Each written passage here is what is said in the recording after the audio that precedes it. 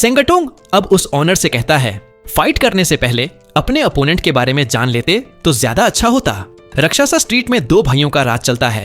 पहला है शाओ, जो कि वहां का जनरल है, और दूसरा लियांग, जिसे बम्बर के नाम से भी जाना जाता है। पर शेरलिंग लिंग को कुछ भी समझ नहीं आता।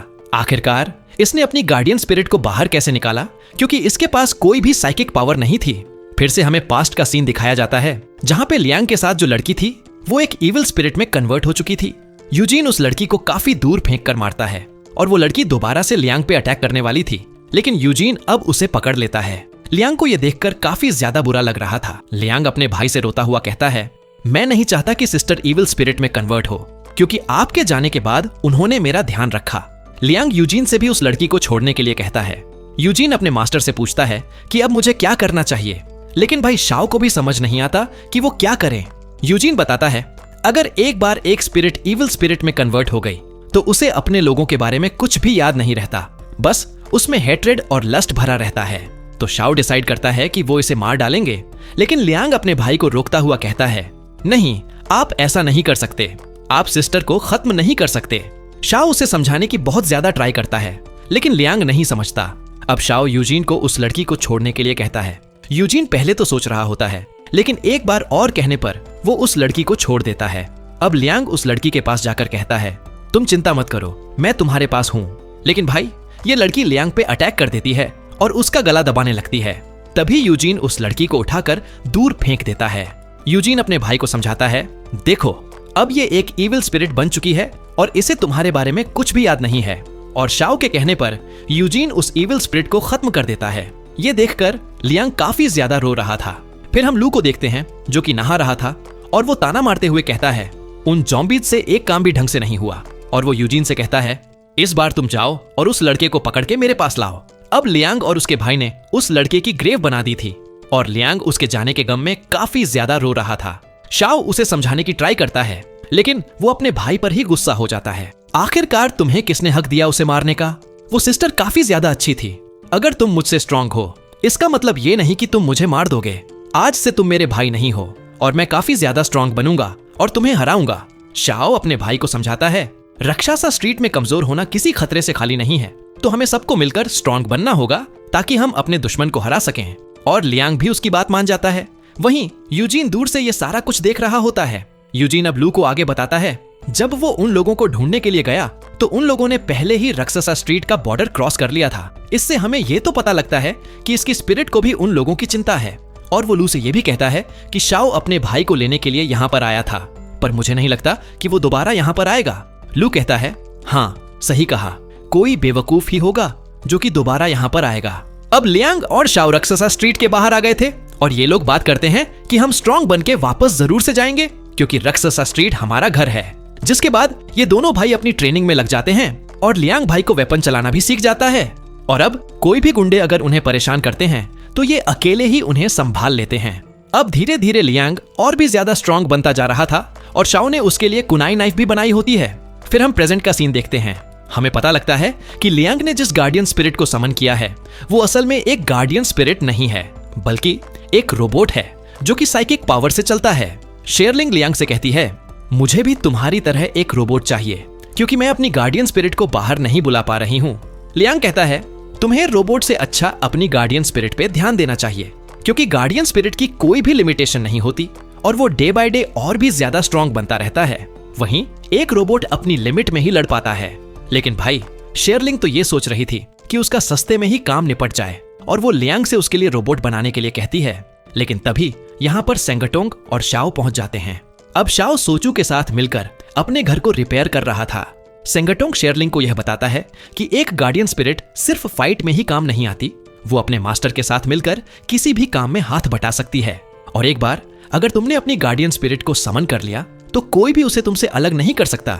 और अगर तुम ऐसा नहीं कर पाई तो किंगडम ऑर्गेनाइजेशन जैसे और भी लोग तुम्हारी स्पिरिट को तुमसे छीनना चाहेंगे। शाओ शेरलिंग लिंग से आकर कहता है, तुम्हें अपनी गार्डियन स्पिरिट को जल्दी ही समन करना होगा, क्योंकि किंगडम ऑर्गेनाइजेशन के लोगों को रक्षासा स्ट्रीट के वीक बॉर्डर के बारे में पता लग गया है। और शेरलिंग यह भी समझ गई थी, जैसे वो रोबोट स्पाइडर यहाँ पे आई थी, ऐसे ही और भी लोग उसे पकड़ने के लिए यहाँ पर आ सकते हैं। फिर हम किंगडम ऑर्गेनाइजेशन के ओनर को देखते हैं, जो कि काफी ज्यादा गुस्से में था, क्योंकि वो 2 बार शेयरलिंग को पकड़ने में नाकाम रहा, पर वो तीसरी बार नाकाम नहीं होना चाहता था। इसीलिए वो डिसाइड करता है कि वो खुद रक्षासा स्ट्रीट जाकर शेयरलिंग को पकड़ेगा। अब शाओ शेयरलिंग की प्रैक्टिस करा रहा था ताकि वो अपनी गार्डियन स्पिरिट को समन कर सके, लेकिन वो बार बार इसमें फेल हो रही थी और वो गुस्सा होकर शाओ से यह पूछती है, तुम बिना जेस्चर के अपनी गार्डियन स्पिरिट को समन कैसे कर लेते हो? शाओ उससे कहता है, ऐसा करने के लिए तुम्हें अपनी साइकिक पावर पर अच्छे से कंट्रोल होना चाहिए और बिगिनर के लिए जेस्चर ही इस्तेमाल करना होगा ताकि वो अपनी गार्डियन स्पिरिट को समन कर सके। और फिर ये दोनों आपस में बहस करने लगते हैं। अब सेंगटोंग लियान से यह कहता है, अगर किंगडम ऑर्गेनाइजेशन के लोगों के यहाँ आने से पहले शेयरलिंग ने अपनी गार्डियन स्पिरिट को समन नहीं किया तो काफी बड़ी प्रॉब्लम हो सकती है। अब शाओ भी काफी ज्यादा थक चुका था और वो शेयरलिंग से कहता है, ये प्रोसेस काफी ज्यादा बेकार हो चुका है, हमने काफी ज्यादा प्रैक्टिस कर ली है, अब हमें कोई और ही तरीका अपनाना होगा। और वो सूचू को समन करके कहता है, शेयरलिंग को उठाकर मेरे साथ लाओ। और वो शेयरलिंग को अपने साथ रक्षसा स्ट्रीट के बॉर्डर के पास ले आता है, जहाँ पर ज़ॉम्बीज काफी ज्यादा होते हैं, क्योंकि इंसान खतरे के टाइम में अपने पूरे पोटेंशियल का इस्तेमाल करता है। शेयरलिंग भी समझ गई थी कि शाओ क्या सोच रहा है और वो दोनों उसे वहीं पर छोड़ के भाग जाते हैं। ज़ॉम्बीज को देखकर शेयरलिंग के मुंह पर 12 बज जाते हैं, लेकिन भाई वो भागते भागते शाओ के स्कूटर तक पहुंच जाती है। शाओ उसे समझाता है, तुम्हारी गार्डियन स्पिरिट तुम्हें बचाने के लिए बाहर जरूर से आएगी। पर शेयरलिंग को ऐसा नहीं लगता, क्योंकि स्पाइडर ने जब उस पर अटैक किया था तो उसकी गार्डियन स्पिरिट तब भी बाहर नहीं आई थी। अब सोचू उसे पकड़कर नीचे उतार देता है और शाओ वहां से भाग जाता है। अब वो ज़ॉम्बीज शेयरलिंग लिंग के पास आ रहे थे और शेयरलिंग अपनी गार्डियन स्पिरिट को समन करने का ट्राई कर रही होती है, लेकिन यहाँ पर कुछ नहीं होता। अब ये तीनों दूर से खड़े हुए शेयरलिंग को देख रहे थे। लियांग अपने भाई से पूछता है, कहीं हम कुछ गलत तो नहीं कर रहे? शाओ कहता है, तुम्हें मेरे पर भरोसा रखना होगा, मैं कुछ भी गलत नहीं होने दूंगा। यहाँ ज़ॉम्बीज ने शेयरलिंग पर अटैक कर दिया था, पर वो जैसे तैसे करके उनसे बच रही थी, लेकिन तभी अचानक वो उसे पकड़ लेते हैं। लेकिन तभी वो तीनों आकर इसे बचा लेते हैं। अब इन्हें यह समझ आ गया था कि इसकी गार्डियन स्पिरिट बाहर इसलिए नहीं आ रही है क्योंकि वो इसकी हार्ट चेन से बंधी हुई है। सेंगटोंग शेयरलिंग से कहता है, तुम्हें बिना अपनी गार्डियन स्पिरिट का इस्तेमाल किए अपनी हार्ट चेन को तोड़ना होगा, और अगर तुम ये ट्रेनिंग करके करोगी तो लगभग इसमें 100 साल से भी ज्यादा लग सकते हैं। शाओ कहता है, हमारे पास इतना टाइम नहीं है, दुश्मन हम पर कभी भी हमला कर सकते हैं। अब फिर से हमें पास्ट का सीन दिखाया जाता है, जहां पर ज़ॉम्बीज भाई मस्त पार्टी कर रहे होते हैं। अब यूजिन लू के पास आकर कहता है, हमें प्रैक्टिस कर लेनी चाहिए, हमने काफी टाइम से प्रैक्टिस नहीं की।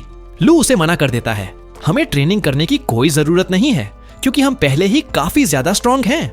वहीं स्ट्रीट में कुछ ज़ॉम्बीज एक ड्रम को लात मार रहे थे, पर इसके अंदर वही बुढ़ा था जिसने लू को लियांग के बारे में बताया था, और दूर से कुछ बच्चे इसे देख रहे थे। अब लियांग भी वहां पर पहुंच गया था। ये लोग उसे देखकर पहचान गए थे कि ये पिछले जनरल का बेटा है। अब ज़ॉम्बीज भी उसको देखकर काफी ज्यादा डर रहे थे, और ज़ॉम्बीज को ऐसा लग रहा था कि इसके पास गार्डियन स्पिरिट है और अब ये नहीं बचने वाले। लेकिन लियांग कहता है, तुम्हें मारने के लिए मुझे गार्डियन स्पिरिट की जरूरत नहीं है, और वो काफी तेजी से इनको मारने लगता है। अब लियांग एक ज़ॉम्बी से कहता है, जाओ लू को जाके बता दो, जनरल शाओ के बेटे अब वापस आ चुके हैं। और ये खैर पूरी रक्षासा स्ट्रीट में फैल जाती है। ये बात जब लू को पता लगती है तो वो ज़ॉम्बीज की पूरी सेना को उनसे लड़ने के लिए भेज देता है, लेकिन लियांग उन्हें काफी आसानी से हरा देता है। लू को ये देखकर अपनी आंखों पर विश्वास नहीं हो रहा था कि लियांग इतना ज्यादा स्ट्रॉन्ग कैसे बन गया। लियांग कहता है, इन्हें मारना तो मेरे बाएं हाथ का काम था, लेकिन मेरा असली टारगेट तुम हो। लू कहता है, हाँ, ईविल स्पिरिट को मारना काफी ज्यादा आसान रहता है, लेकिन तुम मेरी गार्डियन स्पिरिट के सामने नहीं टिक पाओगे। अब लू यूजिन को बाहर बुला लेता है। वहीं शाओ भी पहुंच जाता है। लियांग, तुमने बहुत कुछ कर लिया, अब मेरी बारी है। अब लू उन्हें देखकर काफी ज्यादा शॉक था। आखिरकार इतनी जल्दी ये दोनों भाई इतने ज्यादा स्ट्रॉन्ग कैसे बन गए? पर यूजिन धीरे से बोलता है, अबे नल्ले, अब तो तेरी भी फटेगी, तुझे बोला था प्रैक्टिस के लिए। अब लू यूजिन से उनके ऊपर अटैक करा देता है और यूजिन बीच में आकर उसे रोक लेता है। यूजिन अब पहले से काफी ज्यादा पावरफुल हो चुका है। लू को समझ नहीं आता कि शाओ ने बिना जेस्चर के अपनी गार्डियन स्पिरिट को बाहर कैसे समन करा, लेकिन शाओ उससे कहता है, अबे नल्ले, ये सब तुम्हारे जैसों के लिए है और तुम यहाँ के जनरल बनने के बिल्कुल भी लायक नहीं हो। लेकिन लू कहता है, मुझे स्पिरिट वर्ल्ड ने यहाँ का जनरल बनाया है। लेकिन शाओ गुस्से में उसे कहता है, मुझे उससे कुछ भी लेना देना नहीं है, ये स्ट्रीट हमेशा से मेरी फैमिली की थी और तुम यहाँ से निकल जाओ। और ये ऐसे ही आपस में फाइट करने लगते हैं। अब लियांग एक छोटा सा फ्लावर लेकर उस लड़की की ग्रेव के पास जाता है। अब मैं पहले से भी ज्यादा स्ट्रॉन्ग बन चुका हूँ, लेकिन मुझे अभी भी नहीं रुकना, मुझे और भी ज्यादा स्ट्रॉन्ग बनना है। अब शाओ ने लू को हरा दिया था, तो इसीलिए उसकी गार्डियन स्पिरिट भी हार चुकी थी। अब शाओ उसे राक्षसा स्ट्रीट छोड़ने के लिए कहता है। यहाँ की सारी स्पिरिट ये देखकर काफी ज्यादा खुश हो गई थी कि लू जो उन्हें परेशान करता था अब वो यहाँ से जाने वाला है। अब लू को ये समझ नहीं आता कि पिछले 4 सालों में ऐसा क्या हुआ कि ये दोनों भाई इतने ज्यादा स्ट्रांग बन गए। यूजन अपने मास्टर से कहता है, पिछले 4 सालों में हमने बिल्कुल भी प्रैक्टिस नहीं की। लेकिन लू उसे चुप रहने के लिए कहता है, इन दोनों भाइयों को राक्षसा स्ट्रीट के सीक्रेट के बारे में बिल्कुल भी आइडिया नहीं है। अब शाओ और लियांग उस बड़े से पेड़ के पास आ गए थे और वो अपनी पुरानी बातों को याद कर ही रहे थे। लेकिन लू वहां पर पहुंच जाता है और वो दोनों भाई उसे देखकर कहते हैं, अबे भूतनी के, तू यहाँ पर क्या कर रहा है? तुझे तो हमने यहाँ से जाने के लिए कहा था। लू कहता है, मैं यहाँ का जनरल हूँ तो मैं कहीं भी नहीं जाने वाला। और हाँ, तुम्हें मुझसे एक और बार फाइट करनी होगी। लेकिन इस बार लियांग उससे फाइट करने के लिए तैयार होता है और शाओ भी इस पर मान गया था। अब लू गुस्से में ये कहता है, तुम इस जगह को अपना घर कहते हो, लेकिन राक्षसा स्ट्रीट का असली खजाना है ये पेड़। और फिर वो एक टहनी तोड़कर उसे खाने लगता है। इसे खाने के बाद लू की साइकिक पावर काफी गुना बढ़ जाती है। अब शाओ को कुछ भी समझ नहीं आ रहा था। योजन कहता है, शायद लू को इस पेड़ के सीक्रेट के बारे में पता है। लू कहता है, ये एक स्पेशल टाइप का पेड़ है जो कि पूरे वर्ल्ड में सिर्फ एक ही बचा है और ये एनवायरनमेंट का ऑरा यूज करके खुद की एनर्जी प्रोड्यूस करता है। और अगर कोई गार्डियन स्पिरिट वाला इंसान उस एनर्जी को कंज्यूम करे तो उसकी साइकिक पावर काफी गुना बढ़ जाती है। और इसीलिए मैं यहाँ का जनरल बना, क्योंकि जब तक ये पेड़ यहाँ पर रहेगा तो कोई भी मुझे नहीं हरा पाएगा। और अब वो यूजिन को बाहर बुला लेता है, जो कि पहले से काफी ज्यादा स्ट्रांग बन चुका था, और वो इन लोगों पर अटैक कर देता है। तो अब आपको क्या लगता है कि आगे क्या होगा? क्या शाओ और उसका भाई इसे हरा पाएंगे? और इसी के साथ ये पार्ट यहीं पर एंड हो जाता है। तो गाइस, आपको ये वीडियो कैसी लगी कमेंट में जरूर से बताना, और नेक्स्ट पार्ट के लिए आप मुझे कमेंट कर सकते हो।